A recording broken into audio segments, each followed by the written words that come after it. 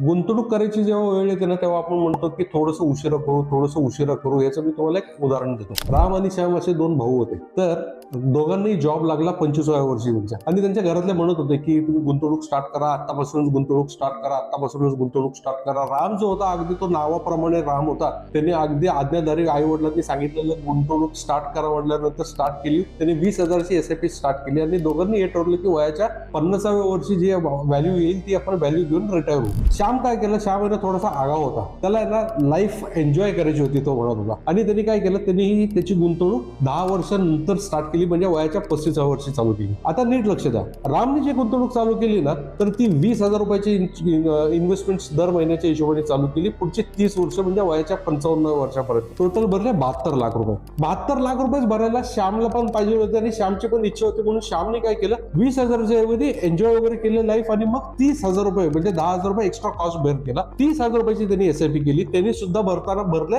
72 लाख रुपये. मित्रांनो, इथपर्यंत तर सगळं ठीक आहे. 72 लाख रुपये भरले दोघांनी, वयाच्या 55व्या वर्षी दोघंही आले. आता 55व्या वर्षी जे रिटर्न मिळाले हे जर तुम्ही पाहिलं तर तुम्हाला मग ऍक्च्युअल कळेल. रामला मिळताना पैसे मिळाले 11 करोड रुपये आणि श्यामला मिळाले साधारण फक्त 4 करोड रुपये. हे जे 7 करोडचा लॉस झाला, हा 7 करोडचा लॉस फक्त प्रोक्रॅस्टिनेटमुळे झाला, आणि याला म्हणतो आपण कॉस्ट ऑफ डिले. तुम्ही सुद्धा जर असंच करून विचार करण्यामध्ये वेळ वाया घालवत असाल आणि नंतर करू असं जर करत असाल तर हे करणं अगदी टाळा आणि स्टार्ट SIP म्हणून या व्हिडिओला कमेंट करा. दिलेल्या नंबरवर संपर्क साधा. मी किंवा माझी टीम तुम्हाला हेल्प करेल आपण पुढची SIP स्टार्ट करण्यासाठी.